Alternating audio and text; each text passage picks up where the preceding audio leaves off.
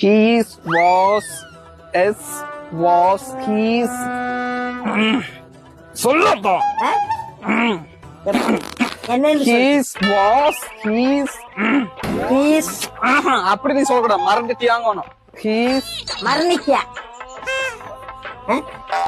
மரணிக்கியாவா மரணிக்கியாவா அட என்னன்னு மறந்துட்டியா. His மரண்டிக்கியா என்ன சொல்லிய முடிக்கலாதா. சரி மரண்டிக்கியா His was சொல்லப்பா. His was